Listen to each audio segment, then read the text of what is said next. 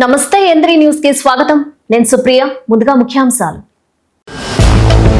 Nellore GGH లో జర్నలిస్టులకు mega medical health camp ప్రారంభించిన కలెక్టర్ హిమాంశు శుక్లా సద్వినియోగం చేసుకోవాలని పిలుపు. కృష్ణాపట్నం సిద్ధేశ్వర ఆలయాన్ని సందర్శించిన మంత్రి యానం, ఎమ్మెల్యే సోమిరెడ్డి 1000 ఏళ్ల ఆలయాన్ని పూర్వ వైభవం తీసుకొస్తామని స్పష్టం. కందలపాడులో గ్రావెల్ తవ్వకాలను పరిశీలించిన కాకాని, ఎమ్మెల్యే సోమిరెడ్డిపై ఘాటు విమర్శలు. నాయుడుపేటలో ఘోర రోడ్డు ప్రమాదం, లారీని ఢీకొట్టిన ప్రైవేట్ ట్రావెల్స్ బస్సు, ఒకరు మృతి, పలువురికి గాయాలు.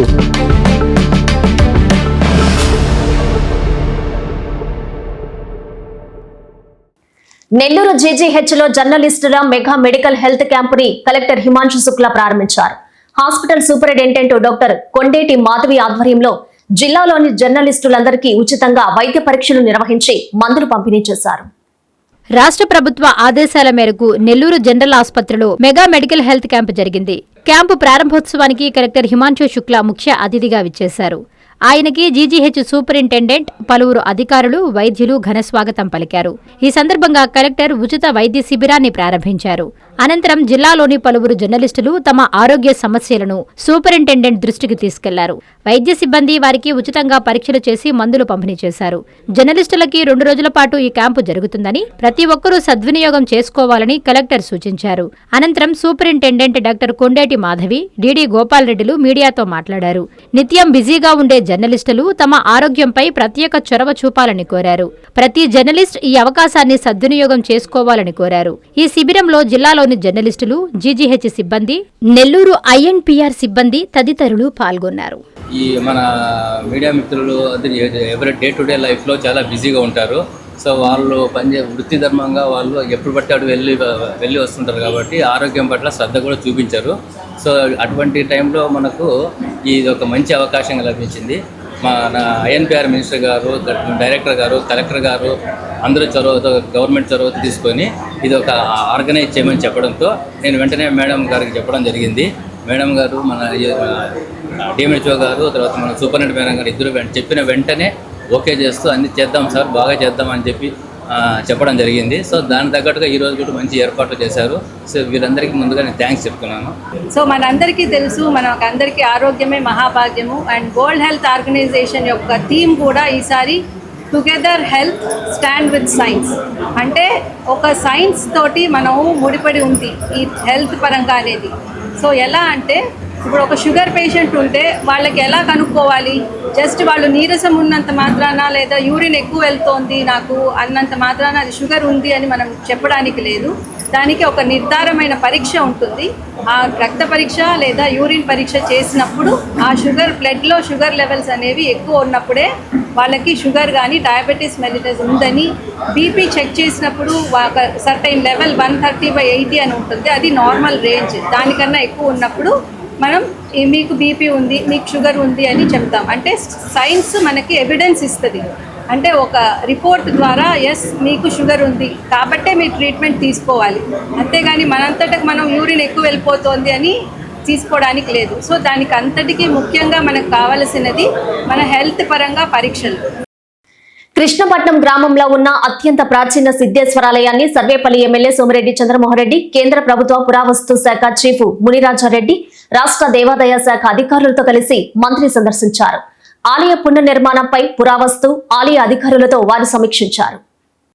కృష్ణపట్నంలో దేవతలు నిర్మించిన చారిత్రాత్మక సిద్ధేశ్వరాలయానికి పూర్వ వైభవం తీసుకురావాలని సంకల్పించామని రాష్ట్ర దేవాదాయ శాఖ మంత్రి ఆనం రామనారాయణ రెడ్డి తెలిపారు. 1000 ఏళ్ల క్రితం చోళులు నిర్మించిన ఈ ఆలయాన్ని నెల్లూరు జిల్లాకే తలమానికంగా నిలిచేలా పునర్నిర్మిస్తామని ఆయన పేర్కొన్నారు. నెల్లూరు జిల్లా ముత్తుకూరు మండలం కృష్ణపట్నం గ్రామంలో ఉన్న అత్యంత ప్రాచీన శ్రీ కామాక్షిదేవి సమేత సిద్ధేశ్వరాలయాన్ని సర్వేపల్లి ఎమ్మెల్యే సోమిరెడ్డి చంద్రమోహన్ రెడ్డి, కేంద్ర ప్రభుత్వ పురావస్తు శాఖ చీఫ్ మునిరాజురెడ్డి, రాష్ట్ర దేవాదాయ శాఖ అధికారులతో కలిసి మంత్రి సందర్శించారు. ఈ సందర్భంగా వేద పండితులు, దేవాదాయ శాఖ అధికారులు, స్థానిక నేతలు మంత్రికి ఘనస్వాగతం పలికారు. అనంతరం అధికారులతో కలిసి ఆలయాన్ని క్షుణ్ణంగా పరిశీలించిన మంత్రి పునర్నిర్మాణానికి సిద్ధం చేసిన మ్యాపులను కూడా పరిశీలించారు. ఆలయ పునర్నిర్మాణానికి చేపట్టాల్సిన కార్యాచరణపై అధికారులతో మంత్రి సమీక్షించారు. ఆనం మాట్లాడుతూ ప్రతి ఆలయంలో నిత్య పూజ కార్యక్రమాలు జరుగుతూ భక్తులతో కలకలలాడేలా చర్యలు తీసుకుంటున్నామని, హిందూ ధర్మ పరిరక్షణకు ప్రభుత్వం కట్టుబడి ఉందని స్పష్టం చేశారు. సోమిరెడ్డి మాట్లాడుతూ మరికొన్ని శతాబ్దాల పాటు సిద్ధేశ్వర స్వామి ఆలయం దేదీప్యమానంగా విరాజిల్లేలా పునర్నిర్మాణం చేపడుతున్నామని తెలిపారు. మంత్రి ఆనం రామనారాయణ రెడ్డి నిబద్ధతతో ఆలయ అభివృద్ధి పనులు వేగంగా కొనసాగుతున్నాయని, భవిష్యత్తు తరాలకు ఈ ఆలయ ఖ్యాతిని అందించేందుకు కృషి చేస్తున్నామని చెప్పారు. ఈ కార్యక్రమంలో రాష్ట్ర దేవాదాయ శాఖ అధికారులు, స్థానిక నేతలు, ఆలయ కమిటీ సభ్యులు పాల్గొన్నారు. శక్తివంతమైన యువత రాష్ట్రానికి అవసరమని చిత్తూరు ఎంపీ దగ్గుమల్ల ప్రసాదరావు అన్నారు. డీలిమిటేషన్, మహిళా రిజర్వేషన్ బిల్లుపై ఆయన తన కార్యాలయంలో మీడియాతో మాట్లాడారు. టీడీపీ పొలిట్ బ్యూరో సభ్యులు చిత్తూరు ఎంపీ దగ్గుమళ్ల ప్రసాదరావు తన కార్యాలయంలో మీడియా సమావేశం నిర్వహించారు. శుక్రవారం జరిగిన ఈ మీడియా సమావేశంలో ఆయన మాట్లాడుతూ ఏప్రిల్ 2026లో జరిగిన పార్లమెంటు ప్రత్యేక సమావేశాల్లో కేంద్ర ప్రభుత్వం లోక్సభలో ప్రవేశపెట్టిన డీలిమిటేషన్ మరియు మహిళా రిజర్వేషన్ల బిల్లులకు సంబంధించి మాట్లాడుతూ పార్లమెంటులో కూటమి సభ్యులందరూ మహిళా బిల్లుకు ఓట్ చేశారని తెలిపారు. శక్తివంతమైన యువత రాష్ట్రానికి అవసరమని, చంద్రబాబు పిల్లల్ని అధికంగా కనాలని చెప్పారని ఎంపీ తెలిపారు. మనం తెలుగుదేశం పార్టీ ఎన్డీఏలో భాగస్తులుగా మనం ఈ బిల్లుని సపోర్ట్ చేశాం. ఈ బిల్లు మంచిదా లేకపోతే ఈ బిల్లు ప్రజలకు నష్టం చేస్తుందా అనే విషయాన్ని మనం చూద్దాం. ఇప్పుడు ఉమెన్స్ బిల్లు 33% ఉమెన్కి రిజర్వేషన్ ఇద్దామని చెప్పి ఎప్పటి నుంచో ప్రయత్నాలు జరుగుతున్నాయి. అయితే 2023లో అపోజిషను, తర్వాత ట్రెజరీ బెంచెస్ అందరూ కూడా కన్సెన్సస్ మీద ఈ బిల్లు పాస్ చేయడం జరిగింది. అయితే దానిలో ఒక క్లాజ్ ఉంది. ఆ క్లాజ్ ఏంటంటే సెన్సస్ పూర్తయిన తర్వాత, డీలిమిటేషన్ పూర్తయిన తర్వాత దీన్ని అమలు చేద్దాం అనే ఒక చిన్న క్లాజ్ ఉంది. ఆ క్లాజ్ ద్వారా ఇప్పుడు అమెండ్మెంట్ బిల్ పెట్టాల్సి వచ్చింది. ఇప్పుడు చాలా మందికి డౌట్ ఏం వస్తుందంటే 2023లో పాస్ అయిపోయింది కదా, 2024 ఎలక్షన్స్ లో దాన్ని ఆచరణలో పెట్టాలి కదా, కాకుండా ఇప్పుడు మళ్ళీ దానికి అమెండ్మెంట్ అంటారు ఏంటి అనే డౌట్ ఉంది చాలా మంది. అయితే ఆ ఉమెన్ బిల్లో ఉన్న ఈ క్లాజ్ వలన సెన్సెస్, ఆఫ్టర్ సెన్సెస్ డీలిమిటేషన్ ఆచరణలోకి వచ్చిన తర్వాతనే ఈ బిల్లుని మనం ఇంప్లిమెంట్ చేయాలనే విషయాన్ని ఒక క్లాజ్ ఉంది. దాన్ని సవరణ చేయడానికి ఇప్పుడు 2026లో ఏప్రిల్లో కాన్స్టిట్యూషనల్ అమెండ్మెంట్ ద్వారా దాన్ని సవరణ చేసుకొని వీళ్ళకి రిజర్వేషన్ ఇద్దాం అని బిల్ ఇంట్రడ్యూస్ చేయడం జరిగింది. వాళ్ళు 25-30% గ్రోత్లో ఉన్నారు. అంటే మనకి తక్కువ సీట్లు వస్తాయి.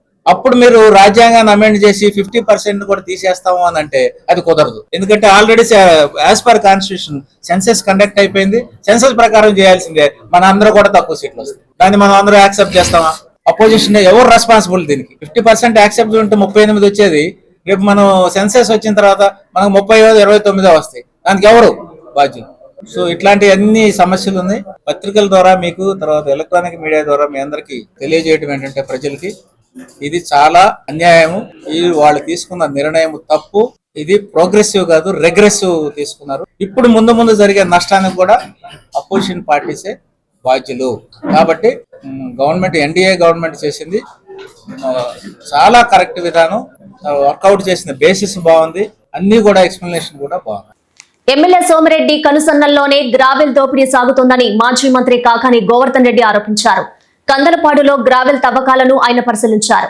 కలెక్టర్ వెంటనే జోక్యం చేసుకుని గ్రావెల్ తవ్వకాలను అడ్డుకోవాలని కాకాని డిమాండ్ చేశారు.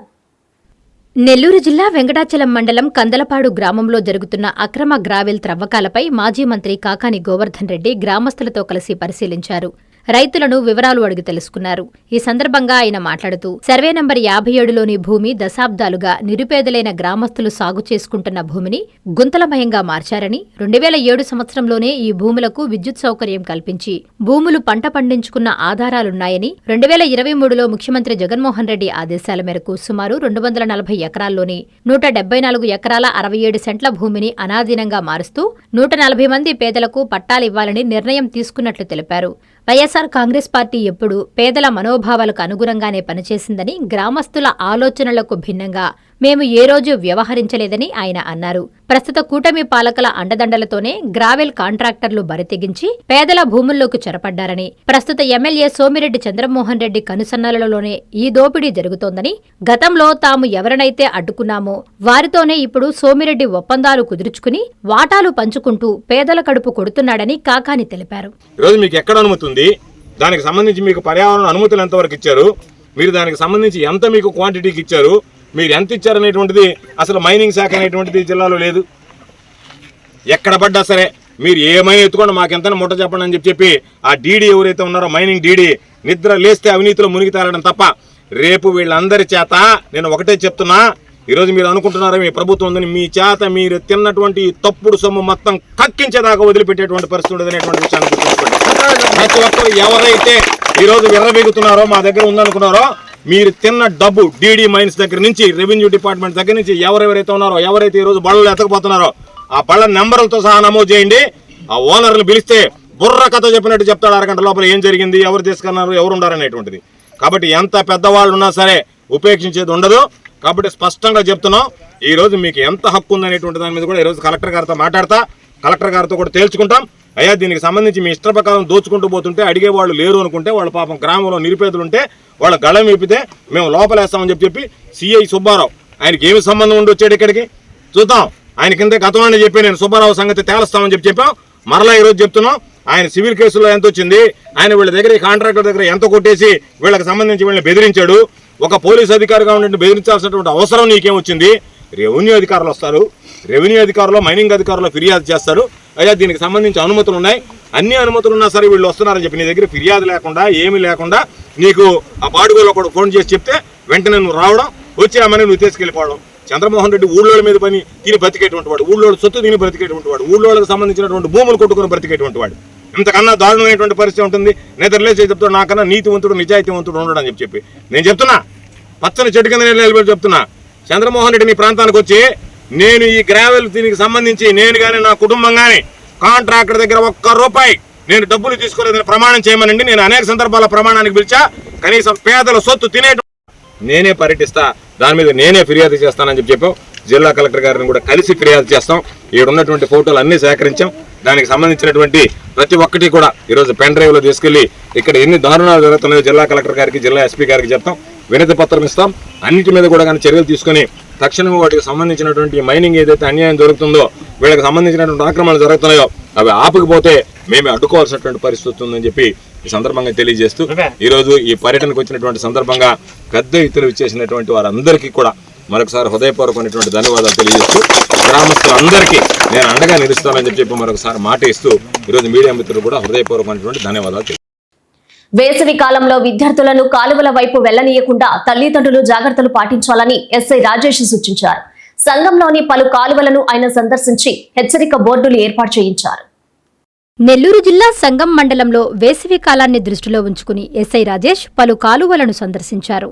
విద్యార్థులు ఈతకు వెళ్లి ప్రమాదాలకు గురికాకుండా ఉండేందుకు కావలి కాలువ, కనిగిరి రిజర్వాయర్ ప్రధాన కాలువ వద్ద హెచ్చరిక బోర్డులు ఏర్పాటు చేయించారు.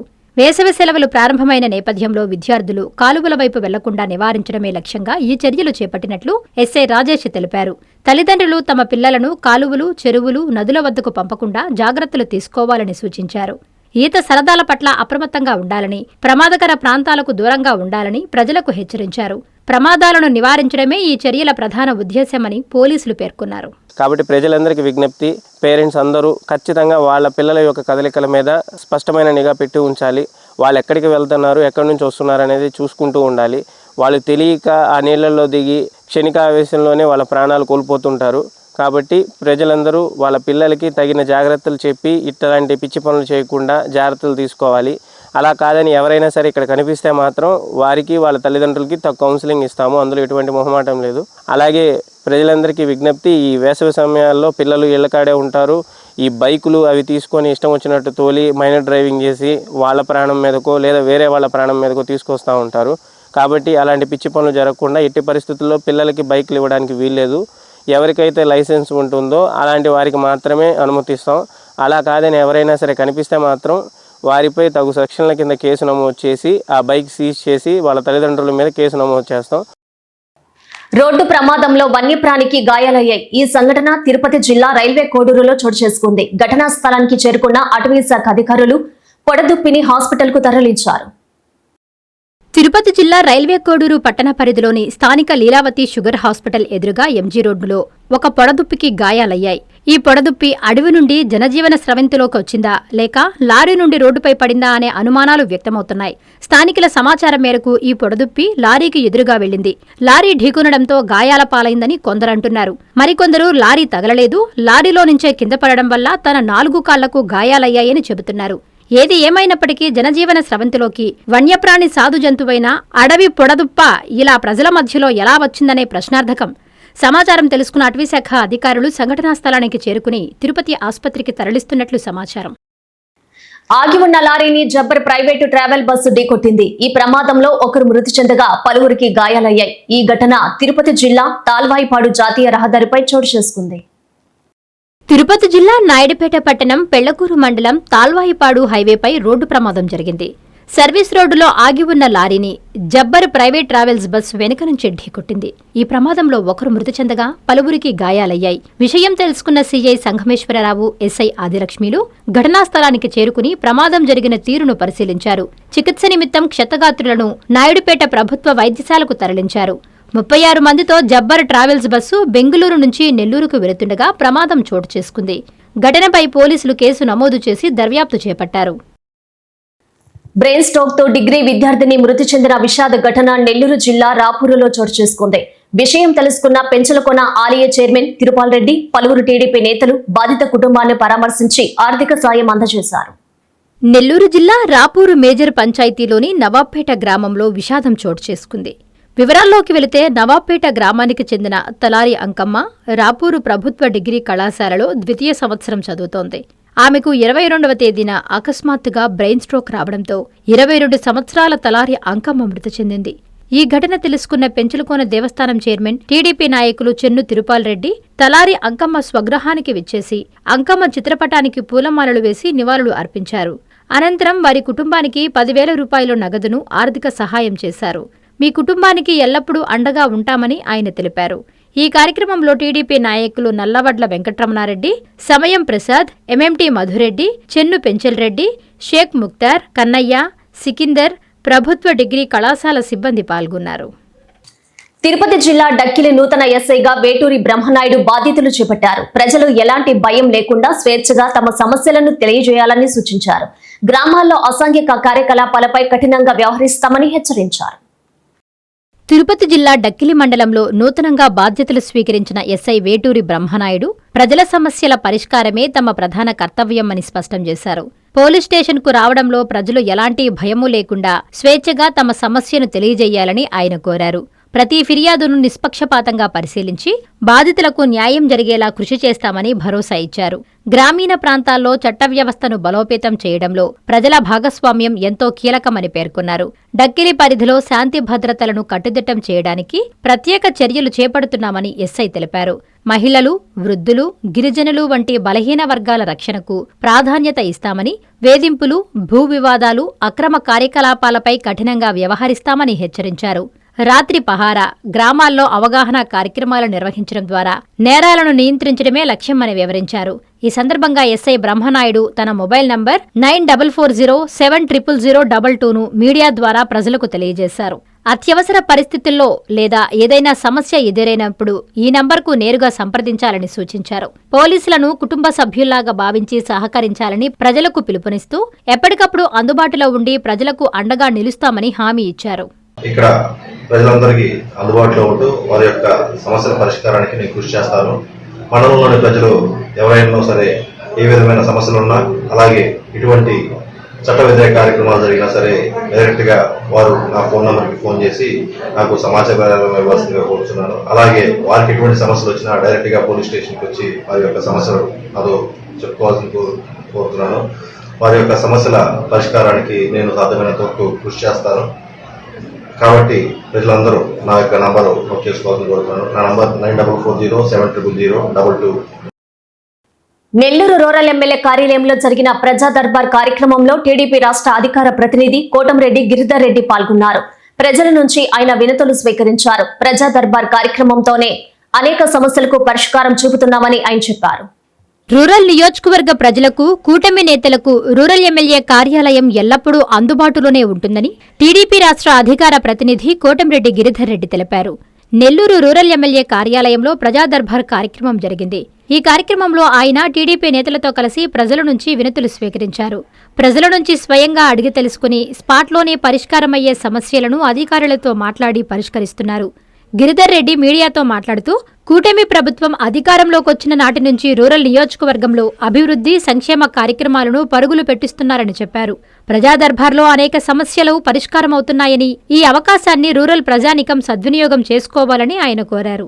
ఈ కార్యక్రమంలో మాజీ మేయర్ భానుశ్రీ, రూరల్ నియోజకవర్గ టీడీపీ శ్రేణులు పాల్గొన్నారు. ప్రజా దర్బార్ కార్యక్రమంలో నెల్లూరు రూరల్ నియోజకవర్గం ప్రజలు, అదేవిధంగా కూటమి నాయకులు ఏమేమి నియోజకవర్గానికి సంబంధించి అటు అభివృద్ధి పనులు కానీ, ఏవైనా సంక్షేమ పథకాలు అర్హులైన వారికి రాకుంటే కానీ, ఇతరితర వాటన్నిటి మీద కూడా ప్రతి శుక్రవారం కూడా ప్రజా దర్బార్లో వారు వినతి పత్రాలు ఇస్తున్నారు, చెప్తున్నారు. ప్రజా దర్బార్లో వచ్చిన అభివృద్ధి పనులకు సంబంధించి ప్రాధాన్యతగా తీసుకుని ఇప్పటికే నెల్లూరు రూరల్ నియోజకవర్గంలో కొన్ని అభివృద్ధి పనులు కూడా చేయగలిగాం. మిగతా ఏవి వస్తున్నాయో కూడా అవి కూడా తీసుకుని వాటిని కూడా వీళ్ళని త్వరగా పరిష్కరిస్తామని తెలియజేస్తూ ఈ ప్రజా దర్బార్ కార్యక్రమాన్ని నెల్లూరు రూరల్ నియోజకవర్గం ప్రజలు అందరూ కూడా వినియోగించుకోవాలని, ఎందుకంటే ప్రతి రోజు కూడా అందుబాటులో నెల్లూరు రూరల్ నియోజకవర్గం ఎమ్మెల్యే గారి కార్యాలయంలో ఎమ్మెల్యే గారు కానీ, ఎమ్మెల్యే గారి ఆఫీస్ కానీ అందుబాటులో ఉన్నప్పటికీ ప్రత్యేకంగా ప్రజా దర్బార్ కార్యక్రమం నిర్వహించి అటు ప్రజలకు, ఇటు కూటమి నాయకులకు కూడా ప్రత్యేకంగా మాట్లాడాలనే ఉద్దేశంతో ఈ కార్యక్రమం నిర్వహిస్తున్నాం. మండల అభివృద్ధికి అందరూ కృషి చేయాలని సీతారామపురం ఎంపీడీఓ శివప్రసాద్ అన్నారు. ప్రతి గ్రామాన్ని ఆ గ్రామ ప్రజలు స్వయంగా పరిపాలించుకునేందుకు పంచాయతీరాజ్ వ్యవస్థ ఏర్పడిందని ఆయన తెలిపారు. జాతీయ పంచాయతీరాజ్ దినోత్సవంలో మాట్లాడారు. నెల్లూరు జిల్లా సీతారామపురం మండలం మండల పరిషత్ కార్యాలయంలో జాతీయ పంచాయతీరాజ్ దినోత్సవాన్ని ఎంపీడీఓ శివప్రసాద్ ఆధ్వర్యంలో ఘనంగా నిర్వహించారు. ఈ సందర్భంగా ఆయన మాట్లాడుతూ, జాతీయ పంచాయతీరాజ్ దినోత్సవం ఏటా ఏప్రిల్ 24న నిర్వహిస్తామని, స్థానిక పాలనా వ్యవహారాలను సమర్థవంతంగా నిర్వహించడంలో పంచాయతీరాజ్ సంస్థలు కీలకంగా వ్యవహరిస్తాయని అన్నారు. గ్రామీణ అభివృద్ధి ప్రోత్సహించడంలో, సామాజిక సాధికారతలో వీటి పాత్రను ప్రజలకు తెలియజేయడం దీని ముఖ్య ఉద్దేశమని తెలిపారు. మహాత్మాగాంధీ కలలను సాకారం చేయడానికి గ్రామాల అభివృద్ధికి సహకరించాలన్నారు. ఈ కార్యక్రమంలో ఇంజనీరింగ్ సహాయకులు, పంచాయతీ కార్యదర్శులు, సచివాలయ సిబ్బంది తదితరులు పాల్గొన్నారు. మే 14-15న నెల్లూరులో ఇంటర్నేషనల్ డాన్స్ ఫెస్టివల్ నిర్వహిస్తున్నట్లు శుభమస్తు షాపింగ్ మాల్ అధినేత బయ్యా వాసు తెలిపారు. ఆసక్తి ఉన్న కళాకారులు ఈ కార్యక్రమంలో పాల్గొనవచ్చని పిలుపునిచ్చారు. అనంతరం వక్తలు మీడియా సమావేశంలో మాట్లాడి వివరాలు తెలియజేశారు. నెల్లూరు యువ కళాకారులకు అద్భుతమైన అవకాశాన్నందిస్తూ సత్యాంజలి అకాడమీ ఆఫ్ కూచిపూడి ఆధ్వర్యంలో సింహపురి ఇంటర్నేషనల్ డాన్స్ ఫెస్టివల్ నిర్వహిస్తున్నారు. నెల్లూరు శుభమస్తు షాపింగ్ మాల్ నిర్వాహకులు బయ్యావాసు సౌజన్యంతో 25 కళా సంఘాల అధ్యక్షులు అమరావతి కృష్ణారెడ్డి సహకారంతో ఒక విశిష్ట సాంస్కృతిక కార్యక్రమం నిర్వహిస్తారు. మే 14-15 తేదీలలో నెల్లూరు టౌన్ హాల్లో జరిగే ఈ ఫెస్టివల్లో Kuchipudi, Bharatanatyam, Mohiniyattam, folk and semi classical విభాగాల్లో ప్రతిభ ప్రదర్శించే అవకాశం ఉంటుంది. ఈ సందర్భంగా ఏర్పాటు చేసిన మీడియా సమావేశంలో బయ్యావాసు మాట్లాడుతూ, నెల్లూరు వాస్తవ్యులు అనుపమా మోహన్ వివాహానంతరం కేరళలో స్థిరపడిన కళల మీద ఆసక్తితో కేరళలో సత్యాంజలి అకాడమీ ఆఫ్ కూచిపూడి పేరుతో డాన్స్ స్కూల్ స్థాపించి అనేక మంది విద్యార్థులను తీర్చిదిద్దారు. స్వస్థలం మీద ఆపేక్షతో నెల్లూరులో సింహపురి నృత్యోత్సవం పేరుతో డాన్స్ ఫెస్టివల్ నిర్వహిస్తున్నారని అన్నారు. అనంతరం అనుపమా మోహన్ మాట్లాడుతూ, తాను ప్రఖ్యాత కూచిపూడి నాట్య కళాకారుడు వెంపటి చినసత్యం శిక్షణలో నృత్యం అభ్యసించారన్నారు. కేరళలో డాన్స్ స్కూల్ స్థాపించి అనేక మందికి శిక్షణ ఇచ్చానన్నారు. నెల్లూరులో మే 14-15 తేదీలలో ఇంటర్నేషనల్ డాన్స్ ఫెస్టివల్ నిర్వహిస్తున్నామన్నారు. ఆసక్తి ఉన్న కళాకారులు ఈ కార్యక్రమంలో పాల్గొనొచ్చని అనుపమా మోహన్ అన్నారు. 25 కళా సంఘాల అధ్యక్షులు అమరావతి కృష్ణారెడ్డి మాట్లాడుతూ, శుభమస్తు షాపింగ్ మాల్ నిర్వాహకులు బయ్యావాసు తన తండ్రి ఆశయాలను నెరవేర్చడం కోసం ఎన్నో సేవా కార్యక్రమాలు నిర్వహిస్తున్నారని అన్నారు. ఉత్సాహం ఉన్న యువ కళాకారులు పాల్గొని జయప్రదం చెయ్యాలని కోరుతున్నామన్నారు. అనంతరం కూచిపూడి నాట్యాచార్యుడు డేగల సాంబశివరావు మాట్లాడారు. ఈ సందర్భంగా ఇంటర్నేషనల్ డాన్స్ ఫెస్టివల్ పోస్టర్ను ఆవిష్కరించారు. టౌన్ హాల్లో మే 14-15 సింహపురి నృత్యోత్సవం ప్రారంభమవుతుంది. దీనిలో ఆసక్తి కలిగినటువంటి నృత్యకారులంతా కూడా పాల్గొవచ్చు. దాన్ని ముందుగా రిజిస్టర్ చేసుకొని వారి యొక్క ప్రదర్శనని ఇవ్వచ్చు. ఆ విధంగా ఒక యువ కళాకారులను ప్రోత్సహించే దానికోసం ఈ డ్యాన్స్ ఫెస్టివల్ ద్వారా నెల్లూరులో కళలు అంటేనే గుర్తుకొచ్చేటువంటి 25 కళా సంఘాల అధ్యక్షులు అమరావతి కృష్ణారెడ్డి గారి ప్రోత్సాహము మార్గదర్శనంతో సుమస్తు ఫౌండేషన్ యొక్క సహాయ సహకారాలతో కళాంజలి సత్యాంజలి అకాడమీ వాళ్ళు ఈ సింహపురి నృత్యోత్సవం జరుపుతున్నారు. ఈ నృత్యోత్సవంలో పాల్గొనే వాళ్ళనే ఆసక్తి ఉండే వాళ్ళందరూ నమోదు చేసుకోవడంతో పాటు తప్పనిసరిగా ఆ 2 రోజులు జరిగే నృత్యాలను తిలకించడం ద్వారా మాకు సపోర్ట్ చేయవలసిందిగా సింహపురి కళని ఆదరించేటటువంటి అందరికీ కూడా మేము హృదయపూర్వక ఆహ్వానం తెలుపుకుంటున్నాము. ధన్యవాదాలు. నా పుట్టిన ఊర్లో నాకేమన్నా చెయ్యాలి అనే ఒక తాపత్రయంతో వాసు గారిని కృష్ణారెడ్డి గారిని వాళ్ళతోటి సంప్రదించి 2017-18లో అనుకుంటాను మేము ఇక్కడ ఈ ఫెస్టివల్ని సింహపురి నృత్యోత్సవాన్ని ప్రారంభించాము. చాలా ఘనంగా జరిగింది. 3 రోజులు చొప్పున చేసాము ఆ టైంలో. కానీ ఈసారి మాత్రం 2 days చేస్తున్నాము. దీనిలో పాల్గొనేందుకు యంగ్స్టర్స్ చిన్నపిల్లలకి కానీను మామూలుగా ప్రొఫెషనల్స్ ఎవరికైతే దీనిలో పాల్గొనాలి అనే ఉత్సాహం అభిలాష ఉంటుందో వాళ్ళందరూ కూడాను ఇందులో పాల్గొనవచ్చును. May 14th and 15th ఒక నామినల్ ఫీ పెడుతున్నాము, ఎందుకంటే లేకపోతే దానికి వాల్యూ లేదు. సంఘంలో కోదండరామస్వామి వార్షిక బ్రహ్మోత్సవాలు వైభవంగా జరుగుతున్నాయి. ఉత్సవాల్లో భాగంగా స్వామి అమ్మవార్ల కళ్యాణం కన్నుల పండుగ జరిగింది. నెల్లూరు జిల్లా సంగం మండలం జంగాల కండ్రిక గ్రామంలోని కోదండరామస్వామి ఆలయంలో వార్షిక బ్రహ్మోత్సవాలు అత్యంత వైభవంగా జరుగుతున్నాయి. ఉత్సవాలలో భాగంగా తూర్పు వీధి యూత్ ఆధ్వర్యంలో స్వామి అమ్మవార్ల కళ్యాణ మహోత్సవం కన్నుల పండుగగా నిర్వహించారు. స్వామి అమ్మవార్ల ఉత్సవ విగ్రహాలను పరిమళ పుష్పాలతో అలంకరించి మండపంపై కొలువు తీర్చి ప్రత్యేక పూజలు చేశారు. వేద పండితులు వేద మంత్రాల నడుమ స్వామి అమ్మవార్ల కళ్యాణం కన్నుల విందుగా సాగింది. భక్తులు పాల్గొని కళ్యాణాన్ని తిలకించి తరించారు. మాముండూరు గ్రామంలోని శ్రీ నాగలమ్మ ఆలయంలో నాగ విగ్రహ ప్రతిష్ట మహోత్సవం ఘనంగా జరిగింది. గ్రామస్తులు భక్తులు పాల్గొని అమ్మవారిని దర్శించి ప్రత్యేక పూజలు నిర్వహించారు. తిరుపతి జిల్లా రేణిగుంట మండలం మాముండూరు గ్రామస్తుల ఆరాధ్య దైవం నాగాలమ్మ తల్లి ఆలయంలో శుక్రవారం శుభముహూర్తాన శాస్త్రోక్తంగా వేద మంత్రోచ్చారణల మధ్య నాగ విగ్రహాన్ని ప్రతిష్ఠించారు. ఈ సందర్భంగా అమ్మవారికి నాగ విగ్రహానికి ప్రత్యేక అభిషేకాలు పూజా కార్యక్రమాలు నిర్వహించారు. తమ గ్రామాన్ని చల్లగా చూడాలని కోరిన కోర్కెలు తీర్చే తల్లిగా నాగాలమ్మకు గ్రామస్తులు మొక్కులు చెల్లించుకున్నారు. ఈ కార్యక్రమంలో కుట్రపాకం శ్రీనివాసులు, సుగుణ, సంపూర్ణమ్మ, మణి, రామాంజనేయులు, రాజేశ్వరి, నాగరాజు, సుధాకర్, మునిరాజు గ్రామ ప్రజలు పాల్గొన్నారు. అనంతరం భక్తులకు తీర్థ ప్రసాద వితరణ చేశారు. వార్తలు ముగించే ముందు ముఖ్యాంశాలు మరోసారి. నెల్లూరు జీజీహెచ్లో జర్నలిస్టులకు మెగా మెడికల్ హెల్త్ క్యాంపు ప్రారంభించిన కలెక్టర్ హిమాంశు శుక్లా సద్వినియోగం చేసుకోవాలని పిలుపు. కృష్ణాపట్నం సిద్ధేశ్వర ఆలయాన్ని సందర్శించిన మంత్రి యానం, ఎమ్మెల్యే సోమిరెడ్డి. వెయ్యేళ్ల ఆలయాన్ని పూర్వ వైభవం తీసుకొస్తామని స్పష్టం. కందలపాడులో గ్రావెల్ తవ్వకాలను పరిశీలించిన కాకాని, ఎమ్మెల్యే సోమిరెడ్డిపై ఘాటు విమర్శలు.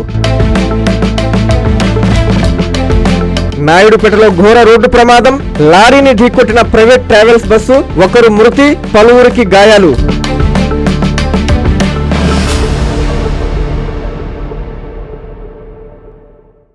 ఈ వార్తలు ఇంతటితో సమాప్తం. నమస్కారం.